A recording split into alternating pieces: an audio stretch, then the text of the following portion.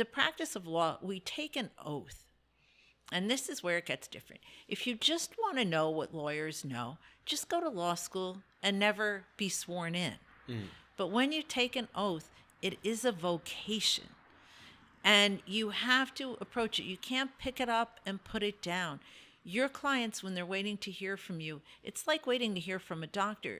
When you're working on their matter, you're a very important person in your life, and you have to hold that responsibility as sacred. I don't mean at the expense of your family or anything else, but you have to keep that at the forefront. So I think more than the hourly requirements and things you're talking about, that vocational aspect is what is very hard to understand. Also, I will tell you this, and I know it happens with doctors all the time, and I feel so fortunate that I'm not a doctor.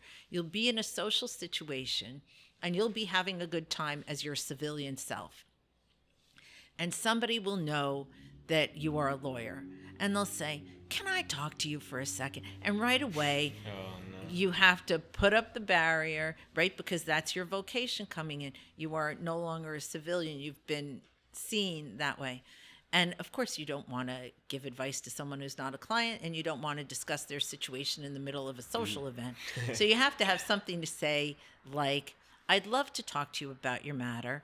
Why don't you call me at my office, go through conflict check, and we'll set up an appointment for your privacy. I don't want to do it here." And you just kind of stop it. I always say I feel sorry for the doctors because people start to show you body parts right after they say that. At least I'm spared that, right? But it's hard to set boundaries. And also it's hard to have friendships because at some point, if your friend is not an attorney, or even if they are, they're going to reach out to you. In my practice area, somebody always needs what you do. And then you have to set those limitations again.